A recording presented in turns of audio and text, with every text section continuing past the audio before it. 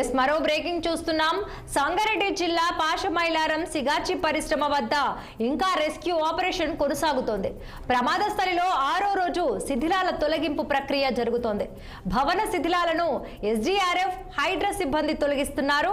పేలుడు సమయంలో 143 మంది కార్మికులు విధుల్లో ఉండగా ఇప్పటి వరకు ప్రమాదంలో 39 మంది మృతి చెందగా 34 మృతదేహాల గుర్తింపు జరిగింది. గల్లంతైన 9 మంది ఆచూకీ ఇంకా లభ్యం కాలేదు. వివిధ ఆసుపత్రుల్లో 23 మంది క్షతగాత్రులు చికిత్స పొందుతుండగా పటాన్చెరు ఏరియా ఆసుపత్రిలో 5 మృతదేహాలను ఇంకా గుర్తించలేదు. అయితే ఆసుపత్రుల్లో చికిత్స పొందిన వారిలో 12 మంది కార్మికులు క్యూర్ కావడంతో వారిని డిశ్చార్జ్ చేశారు. ఇక ప్రమాదం నుంచి 60 మంది కార్మికులు బయటపడినట్లు మెదక్ జిల్లా కలెక్టర్ ప్రావీణ్య వెల్లడించారు. ప్రమాద స్థలిని నిపుణులు హై లెవెల్ కమిటీలు ఇప్పటికే పరిశీలించాయి.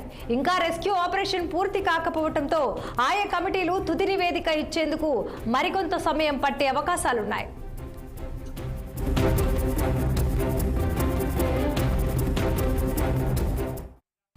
ఇక ఇదే అంశంపై మరింత సమాచారం మా మెదక్ జిల్లా ప్రతినిధి శ్రీనివాస్ ఫోన్ లైన్ లో అందించేందుకు సిద్ధంగా ఉన్నారు.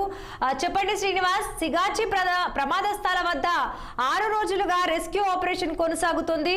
మరి శిథిలాల తొలగింపునకు ఇంకా ఎన్ని రోజులు పట్టే అవకాశం కనిపిస్తుందంటారు?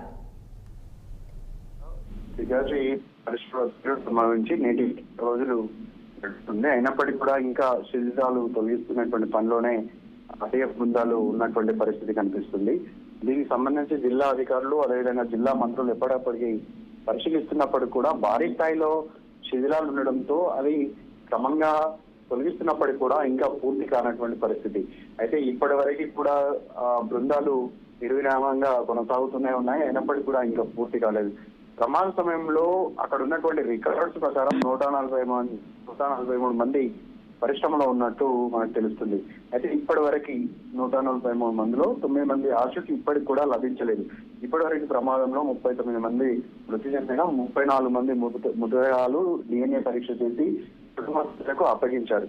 అయితే పటాన్చెరు ఏరియా ఆసుపత్రిలో ఉన్న గుర్తు తెలియని 5 మృతదేహాలు కూడా ఇంకా ఉన్నాయి. వాటికి సంబంధించినటువంటి కుటుంబ సభ్యులు ఎవరు, వారికి సంబంధించినటువంటి DNA టెస్టులు కూడా చేసేందుకు ఇప్పటికే వైద్యులు దానికి సంబంధించినటువంటి శాంపిల్స్ కూడా కలెక్ట్ చేశారు. వివిధ ఆసుపత్రుల్లో ఇక్కడ పటాన్చెరులో, అక్కడ హైదరాబాద్ లో ఇప్పటివరకు 23 మంది క్షతగాత్రులు ఇంకా చికిత్స పొందుతున్నటువంటి పరిస్థితి. ఈ రోజు వరకు 12 మంది స్వల్పంగా గాయాలు అయిన వారు క్షతగాత్రులు ఇప్పటికే 12 మంది డిశ్చార్జ్ అయినటువంటి పరిస్థితి. ప్రమాదం నుంచి ఇప్పటి వరకు 60 మంది సురక్షితంగా బయటపడ్డారు.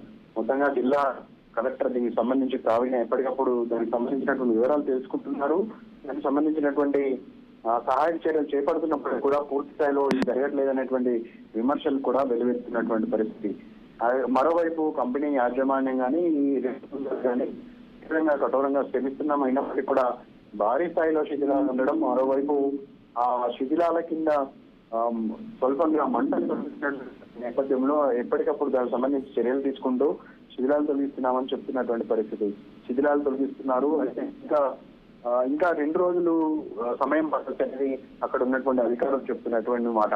అయితే గత కొన్ని రోజులుగా జరుగుతున్నటువంటి శిథిలాల తొలగింపు నేపథ్యంలో భారీగా శిథిలాలు బయటకు తరలిస్తున్నారు. వేరే శిథిలాలు తరలిస్తున్న సమయంలో అక్కడ ఎవరైతే మృతి చెందారో, ప్రమాదంలో గాయపడ్డారో వారి శరీర భాగాలు కూడా బయటకు వస్తున్నటువంటి పరిస్థితి. అయితే భారీగా మంటలు చెలరేగడం, భారీగా చాలా సమయం వరకు అంటే ప్రమాదం జరిగినాక దాదాపు 2 రోజుల వరకు కూడా మంటలు వ్యాపించడంతో ఆ మంటల్లో పూర్తిగా శవాలు కూడా కాలిపోయి ఉండొచ్చు అనేటువంటి అనుమానం కూడా వ్యక్తం చేస్తున్నటువంటి పరిస్థితి కనిపిస్తుంది. అయితే జిల్లాకు సంబంధించి ఇప్పటి వరకు కంపెనీలో పనిచేస్తున్నటువంటి కుటుంబ సభ్యులు వస్తున్నారు, వారి మృతదేహాలు అప్పగిస్తున్నారు. వారి ఆచూకీ లభించిన కుటుంబ సభ్యులు అయితే రోజులను మిన్నంటున్నాయి. అక్కడ కంపెనీ దగ్గర పరిశ్రమ దగ్గర కుటుంబ సభ్యులు కూడా ఆవేదన వ్యక్తం చేస్తున్నారు. అధికారులను అడుగుతున్నారు, నిలదీస్తున్నారు, యాజమాన్యంతో మాట్లాడే ప్రయత్నం చేస్తున్నటువంటి పరిస్థితి కనిపిస్తుంది. అయితే మొత్తంగా వేరే రాష్ట్రాల నుంచి వచ్చి ఇక్కడ జీవనోపాధి పొందుతున్నటువంటి కార్మికుల పెద్ద మొత్తంలో చనిపోవడంతో ఆ కుటుంబ సభ్యులు సొంత గ్రామాల నుంచి వస్తున్నటువంటి పరిస్థితి. అయితే కొందరు ఇప్పుడు మిస్ అయిన వారిలో 9 మంది ఎవరైతే ఉన్నారో వారికి సంబంధించి ఎవరు కుటుంబ సభ్యులు, ఏది వారి మృతదేహాలు అనే విషయానికి ఇప్పటి వరకు ఎలాంటి క్లారిటీ లేకపోవడం మనం చూడొచ్చు. మొత్తంగా జిల్లా కలెక్టర్ దీనిపైన ఎప్పటికప్పుడు రివ్యూ చేస్తున్నప్పటికీ కూడా భారీగా ప్రమాదం సంభవించడం, భారీగా అగ్ని ప్రమాదం జరగడంతో దానికి సంబంధించినటువంటి క్లారిటీ లేకపోవడంతో ఇప్పటివరకు అయితే క్లారిటీ లేనటువంటి పరిస్థితి కనిపిస్తుంది రాధిక. అయితే ఈరోజు సాయంత్రం వరకు ఇంకేదైనా దీనికి సంబంధించి డిఎన్ఏ రిపోర్ట్స్ వచ్చేటువంటి మృతదేహాలు ఏవైతే ఉన్నాయో వాటికి సంబంధించి డిఎన్ఏ రిపోర్ట్ వచ్చే అవకాశం ఉంది. మరోవైపు శిథిలాలు ఇంకొంచెం తొలిగితే దాని మధ్యలో ఇంకేమైనా అవశేషాలు లభిస్తాయా లేదంటే పూర్తిగా శరీరాలు కాలిపోయా అన్న విషయాన్ని ఇంకా మనకు పూర్తిగా స్పష్టంగా రానటువంటి పరిస్థితి కనిపిస్తుంది రాధిక.